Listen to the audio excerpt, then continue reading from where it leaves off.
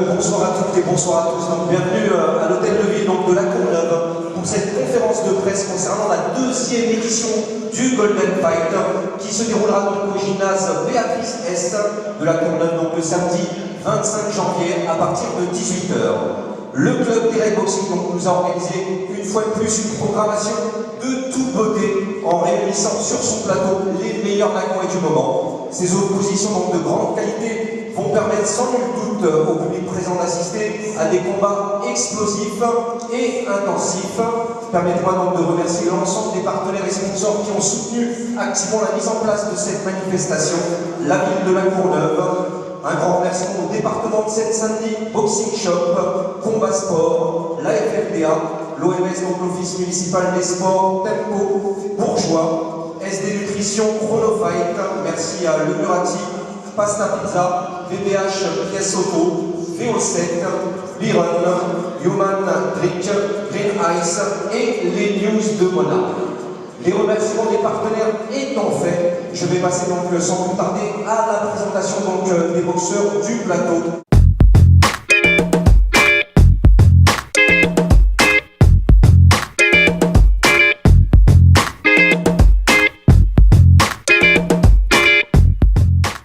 Vous allez rencontrer Totov, pas trop la pression? Ça va, ça va. Ça fait plaisir de rencontrer un boxeur qui est un palmarès d'Africien, mais moi ça fait un petit défi, ça peut faire évoluer je pense. Très bien, donc M. Bertrand Lambert. Une question donc, à Totov qui va dans la continuité de cette question que je viens de poser donc, à M. Bertrand Lambert. Pourquoi avoir accepté ce combat face à Lambert? Ne penses-tu pas, Totov, que ce combat est plus profitable pour ce dernier s'il arrive à effectuer une belle prestation face à toi et où à porter la victoire? C'est un challenge que je m'étais soumis à moi-même, même si j'ai pas grand-chose à gagner dans ce combat, parce que même si je gagne, on dira toujours ouais, c'est normal, c'est pas de niveau, l'expérience, ci et ça. Et si je perds, on verra que je prends bien. Donc quoi qu'il arrive, dans les deux cas, je vais critiquer. Mais peu importe. Merci Totov. Alors une autre question donc, pour Totov. Qualité et défaut, c'est quoi M. Lambert? Qualité, je pense qu'à la base, c'est quelqu'un qui a du boxing, qui a une bonne maison de pieds-points, qui enchaîne bien. Et puis les points, enfin les deux, une bonne maison de pieds-points. Défaut, en général, les kickers ne sont pas terribles en corps à corps. Donc voilà, je dirais peut-être le corps à corps. Donc là, on vient d'avoir notre révélation, on va s'attendre à un combat donc, avec beaucoup de corps à corps et de coups de genoux. M. Bertrand Lambert, préparez-vous à une série de corps à corps. Nous allons donc poursuivre après ce combat prestige avec des questions qui vont être posées donc, à M. Karim Bezou. Quelle expérience tirez-vous de ce combat qu'il y a eu face à Sami Salah, qui depuis a pris énormément d'expérience et qui a boxé les meilleurs? Tout d'abord, bonsoir à tous. Ouais, c'était un fight pas très facile pour moi, c'est une reprise, comme tu l'as dit, après 6 ans d'absence. Il est grand, il a remonté sur le ring avec tout ce qui englobe la reprise d'un fight, la pression et tout le reste. Quoi. Et puis ça s'est super bien passé, on a géré, on a fait ce qu'il fallait, comme on dit, on a fait le taf. On a suivi les coachs, on a fait comme il fallait. Quoi. Donc c'était super, je suis content d'avoir battu Sami Salah. Ça m'a propulsé un peu plus loin sur la saison. Quoi. Donc je me suis peut-être vu faire encore 2-3 fights dans la saison. J'en ai refait un autre quelques temps après pour le Hockey One, organisé par Dick Chapelier. Et ça s'est bien passé également, donc c'est pour ça qu'on remet couvert cette année. Et on remet couvert cette année justement avec un objectif particulier, c'est d'avoir le titre national. Donc pour ça, championnat de France.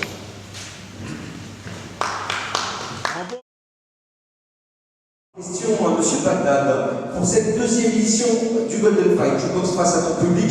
Est-ce que c'est pas une pression supplémentaire de boxer donc face à son public?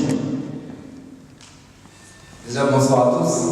Donc cette face à son public, c'est toujours difficile, mais voilà, on s'est bien préparé, donc il n'y a pas de doute là-dessus. Je pense que ça devrait le faire. On va tout faire pour faire un bon spectacle. Voilà, on est là plaisir.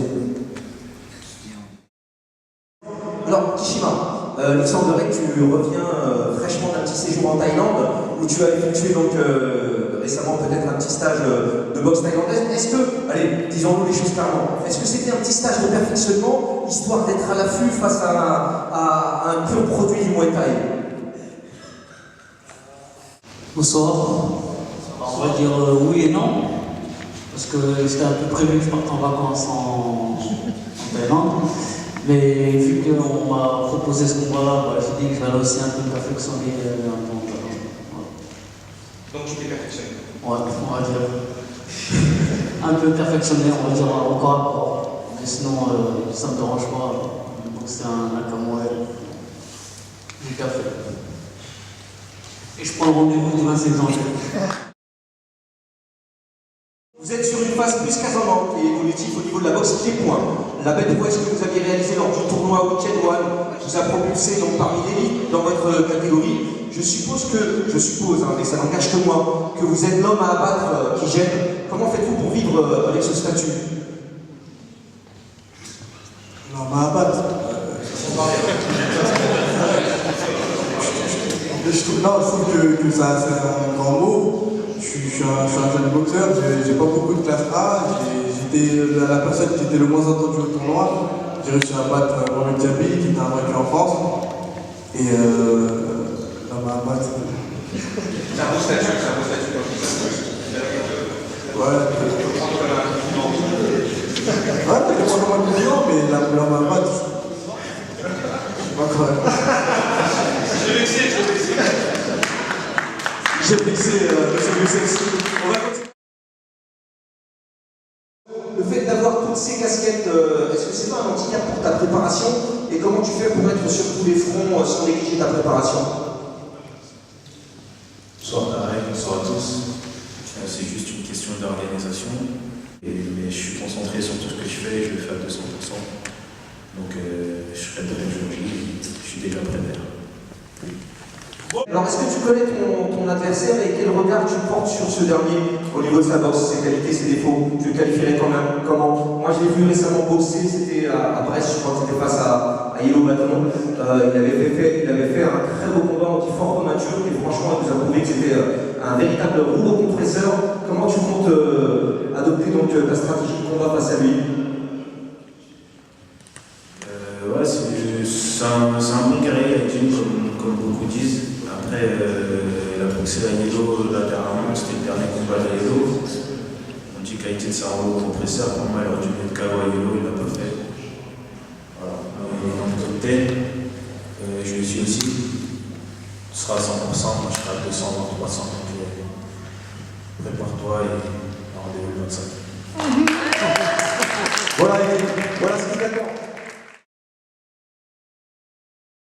Alors, monsieur Marcel, qu'est-ce qui distingue donc l'organisation du Golden Fight 1 et 2?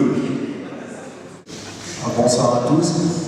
C'est de pouvoir proposer des galas de plus en plus prestigieux. Et voilà, dorénavant, il faudra, je pense, compter avec le Derek, avec la ville de La Courneuve. Merci Marcel, je vais peut-être laisser la possibilité donc, aux personnes qui souhaitent prendre le micro, s'exprimer, poser des questions.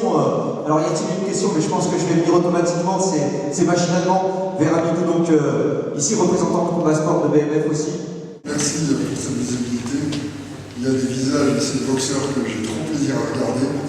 Bagdad, qui a manqué, franchement, tu as énormément manqué sur les rings. Tu es quelqu'un que j'ai aimé voir boxer. J'espère que tu vas revenir un peu plus souvent. Wendy, il n'y a plus de mots. C'est quelqu'un que j'aime beaucoup. Karim, ça a été une révélation parce que moi je ne te connaissais pas. J'ai vu ton fight contre Salisana et j'ai dit comment un grand boxeur comme ça il n'est pas en haut de l'affiche. J'ai jamais compris.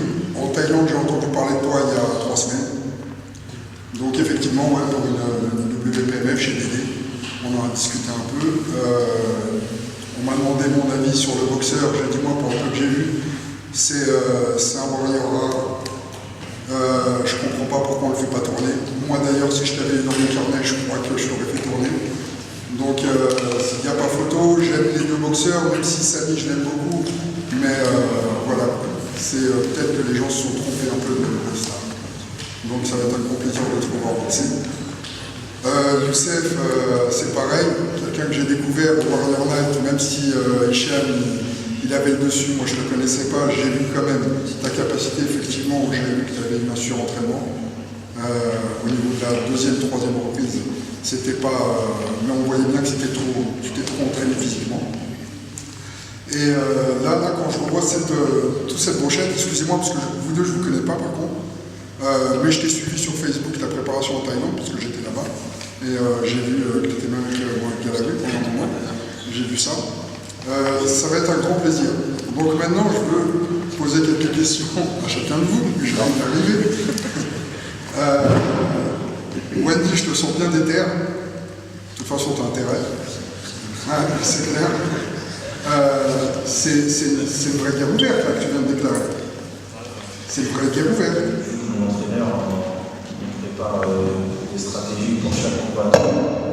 Et ça va être une guerre comme pas possible. Donc je pense que tu vas apprécier. Voilà. Bagdad, j'aime bien, tu vois, j'aime bien ta politesse, j'aime bien ta timidité, parce que je sais comment t'es, mais tu vas te casser quand même. T'es chez toi, t'es à la baraque. Écoute, c'est une conférence de presse, je suis bien obligé de faire le mytho. Ah bah voilà, révèle-toi. Moi j'ai besoin de ça, il faut que je l'entende, il faut que je le sente. Là j'ai senti que Karim et Wendy montaient et déclaraient vraiment une vraie guerre, mais je t'ai senti un peu trop poli, tu vois, et ça te ressemble pas. Donc allez, chacun vous dites oui, ses défauts c'est ça, ses qualités c'est ça. On n'est pas en billard les mecs. Hein.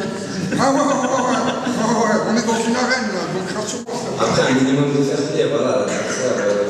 Oui, non, mais le fair play c'est bon, le fair play c'est bien, mais. Par exemple, Karouchi, l'un des organisateurs de l'événement, mais aussi grand frère de Bagdad Karouchi. Et par rapport à la question que tu viens de poser à Midou, c'est vrai que Bagdad, il a un comportement assez calme, assez réservé, mais je peux vous garantir qu'il s'est préparé très fort et très dur. Et lui, comme la plupart des boxeurs du Derek, ils ont fait une très grosse préparation.